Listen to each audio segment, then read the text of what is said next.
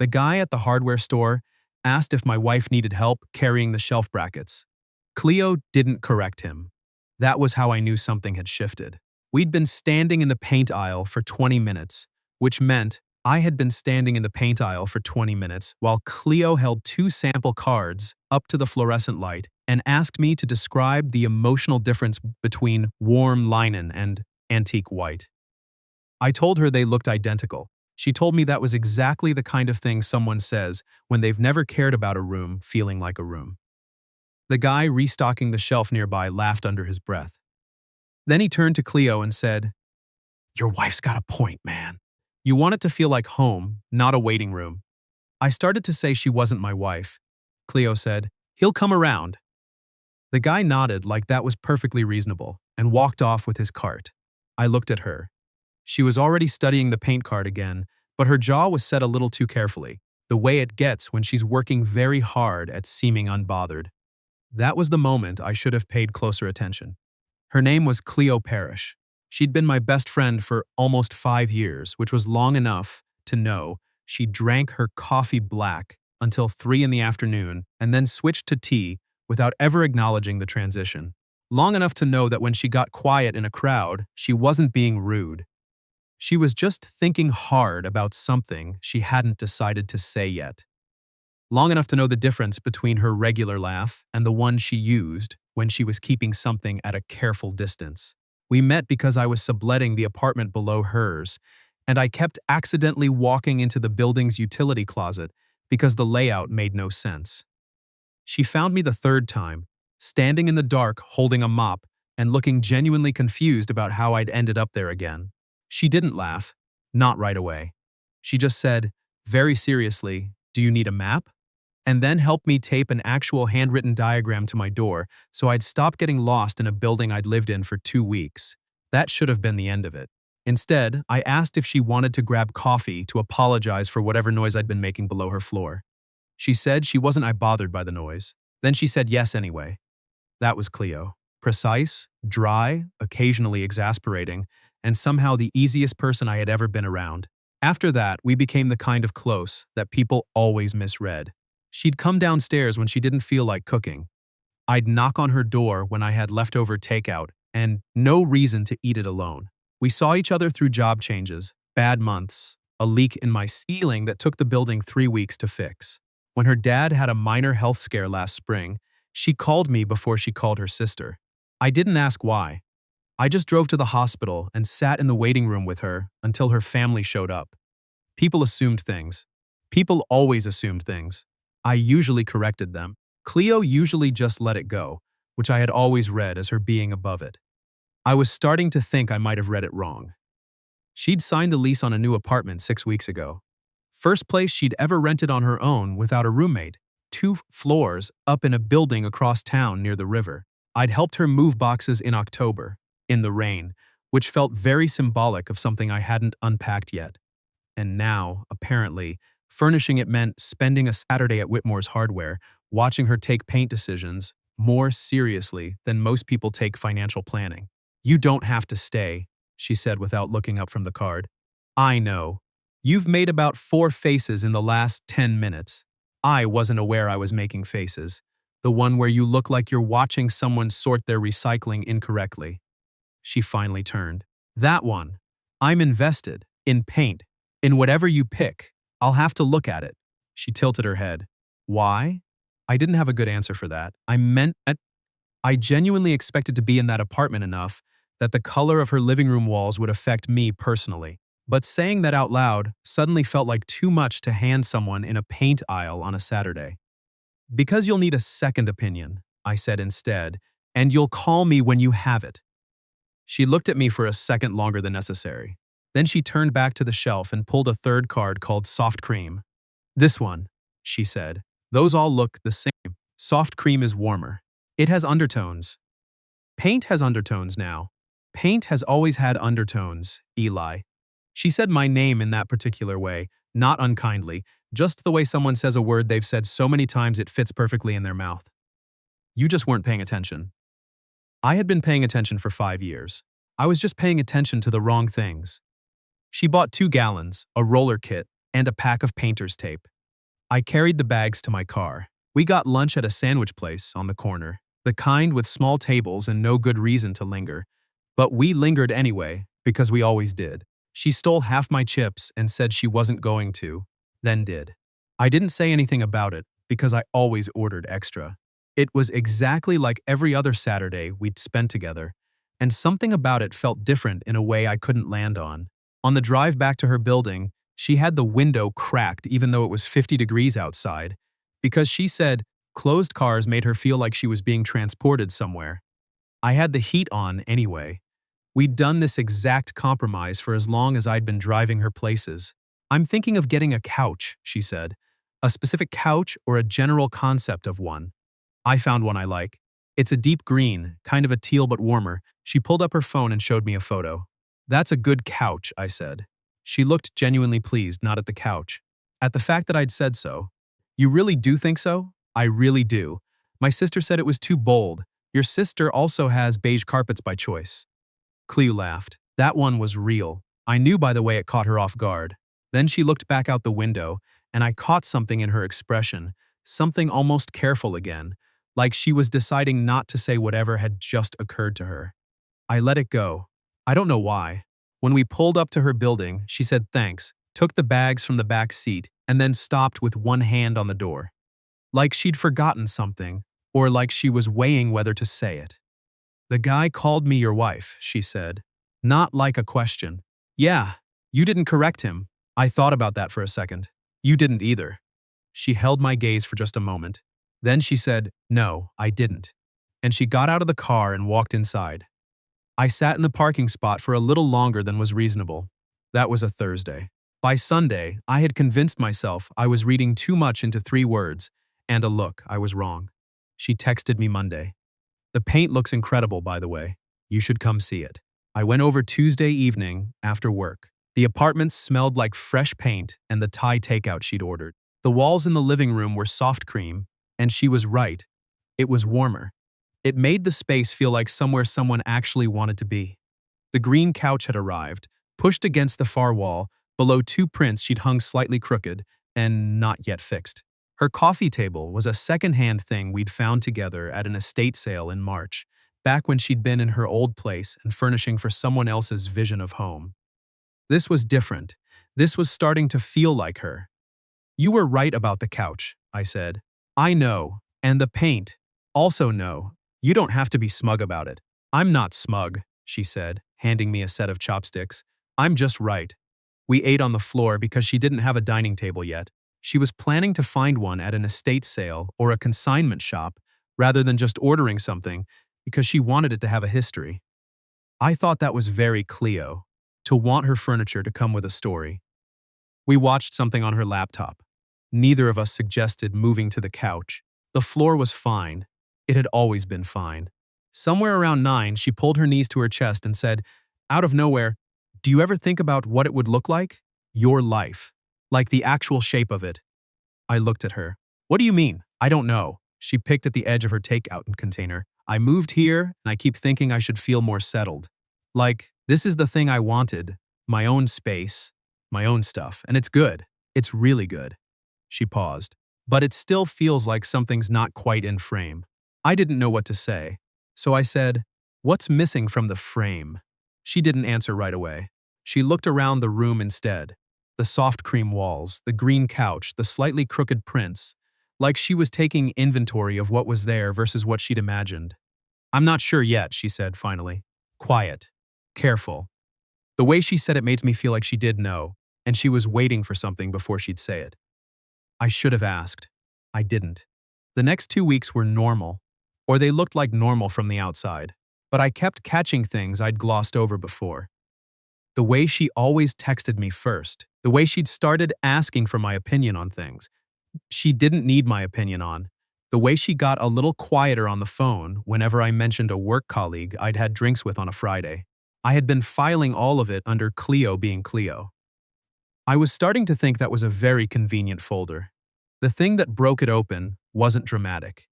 It was a Thursday night in November, and we were at a bar near her office waiting on her coworker Jess, who was perpetually 20 minutes late. The place was warm and loud, The kind of bar with reclaimed wood and Edison bulbs, and a menu that takes itself too seriously. We had drinks. We were talking about nothing particular, and then a guy at the next table leaned over, friendly, not weird about it, and said he was really sorry to interrupt, but did we know if the kitchen was still doing food? I said I thought so. He said thanks, and then he said, nice to see a couple that actually enjoys each other's company. You don't see that as much as you'd think. He turned back to his own table. I started to say something. Probably something like we're not together, actually. I'd said it enough times over the years that it was practically reflexive. But I looked at Cleo first, and Cleo was looking at her glass. Not in an embarrassed way, in a very still, very deliberate way, like someone who had trained themselves not to react to something and was working hard at it right now. I did not say we're not together. I didn't say anything. The guy went back to his conversation. Jess arrived 11 minutes later, which was actually early for her. The rest of the night went the way those nights go. 3 people at a bar, easier conversation, easier laughter. But I kept coming back to that look, the stillness, the glass. It stayed with me all the way home. I didn't sleep great. The next morning I texted her, "Can we talk?" She took about 15 minutes to write back, which was longer than usual. "Yeah, tonight?" We met at her apartment because it was closer to both of us. She buzzed me in, and when I got to her floor, she was standing in her doorway in a sweatshirt and socks, holding a cup of tea, and she looked like she had also not slept especially well. "Hey," I said. "Hey." I walked in. She'd hung a new print since Tuesday, above the couch, centered this time. Something with a lot of blue in it. She'd also fixed the crooked ones. "Sit down," she said. I sat on the green couch. She sat on the other end of it, tucking her feet underneath her.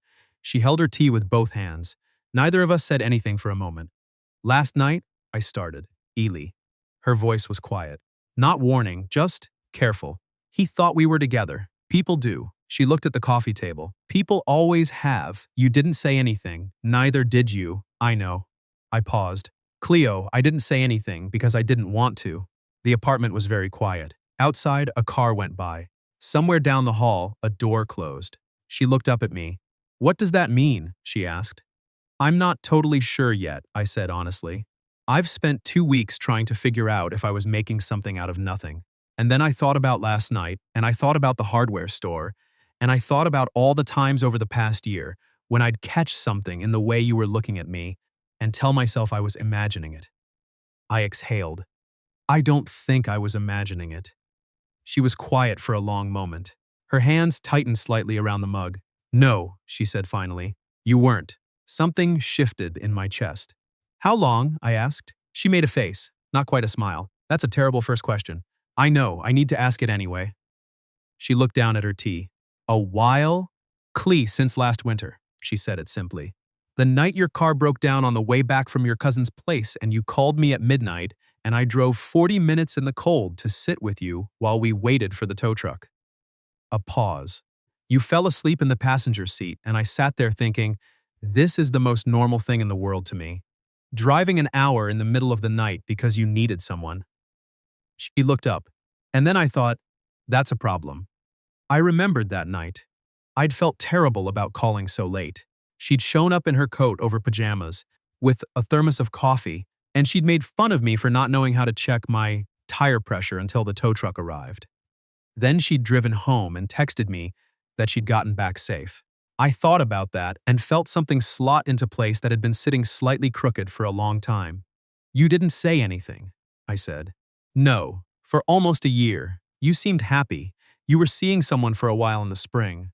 I thought maybe it would just." She paused. "Pass. Did it?"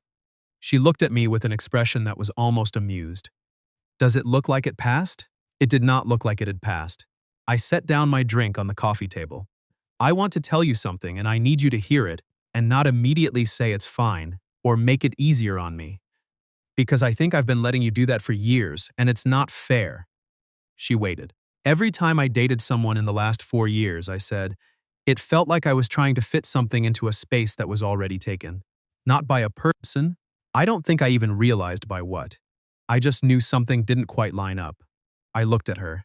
"And then I'd call you and talk about it, and you'd listen, and afterward I'd feel better. And it took me until about 2 weeks ago to understand what that meant." "Ellie, let me finish." She closed her mouth. You're the person I plan around, I said.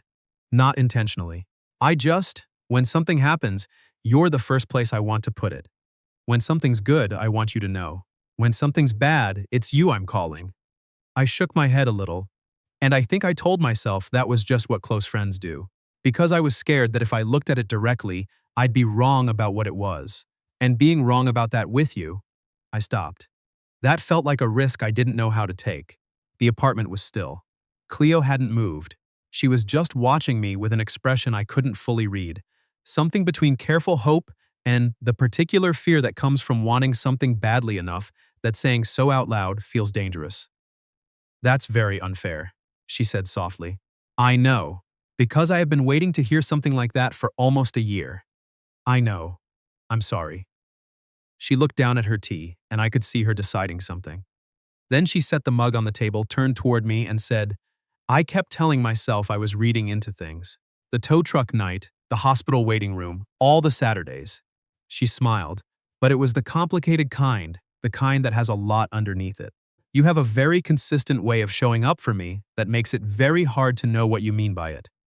I think I've been meaning more than I let myself admit, I said. That is an extremely roundabout way to say something. I'm aware. Ely. She said my name again, and this time it sounded like something she'd been holding carefully. What are you actually saying? I looked at her. At her face, her hands, the way she'd tucked her feet under her, on her own couch in her own apartment she'd spent weeks making feel like home. The soft cream walls, the green couch she'd been right about, the slightly crooked prints she'd finally fixed. I'm saying I don't want to correct people anymore, I said. When they assume. I'm saying last Thursday, when that guy thought we were a couple, the first thing I felt wasn't the urge to explain. It was the urge to I shook my head. Not. Cleo's expression did something I didn't have a name for. Something that opened up. That's not nothing, she said quietly. No, it's really not. She looked at me for a long moment. Then she reached over and set her hand over mine on the cushion between us. Not dramatically, just placed it there, like it had been meaning to land there for a while. Okay, she said. Okay? Okay. Her mouth curved. That's my answer. To what question? To whatever you were working up to. I laughed despite myself. She did too, that real one, the unguarded kind. And the careful, cautious thing that had been sitting between us for months dissolved into something much simpler, the way tension does when it finally finds somewhere to go. I leaned over and kissed her. Unhurried. The kind of kiss that feels less like a new thing, and more like finally saying clearly, something that both of you have been saying quietly for a long time without using words. When we pulled back, she stayed close, and she was smiling in that way where she was trying not to let it be as big as it was. For the record, she said, you were not imagining it, I got that. Just wanted it documented. Noted. She leaned into my shoulder. I let her.